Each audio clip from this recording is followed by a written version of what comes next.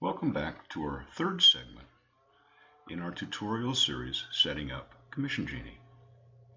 In our first segment, we reviewed the proper ways to categorize your sales personnel in QuickBooks.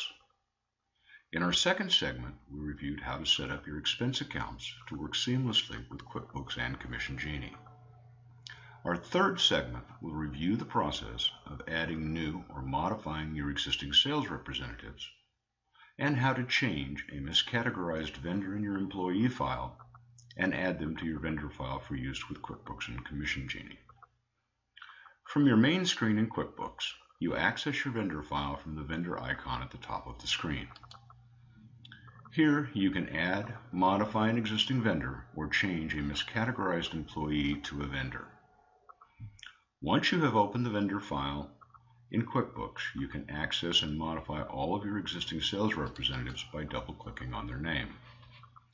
You will open the Edit Vendor file, which will allow you to update their information and review their account settings. Here you will verify that you are using the same expense account for payment to your vendors in QuickBooks that you are selecting in Commission Genie. This will provide a seamless communication between the programs. To add a new sales representative or to change a miscategorized employee to a vendor, select the new vendor in the upper left-hand corner of the vendor information screen. This will open a new vendor window, which will allow you to enter the new vendor's personal information and provide all of the setup functions to make them active in QuickBooks. Under Payment Settings, select Due Upon Receipt. This will allow QuickBooks to populate their checks as soon as Commission Genie forwards them after accounting for the transactions and calculating commissions. Under their tax settings, enter their Social Security or tax ID number and make them eligible for 1099.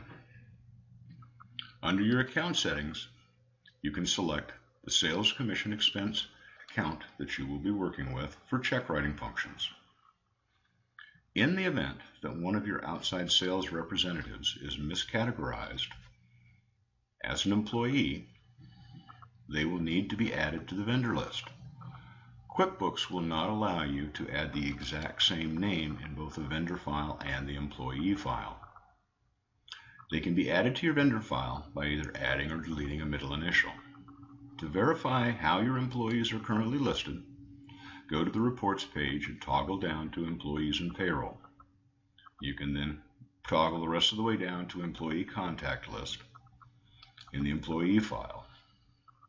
This will show you how the employees' names are currently listed in the employee list and allow you to determine whether or not they need to have a middle initial added or one deleted in order to add them to the vendor file.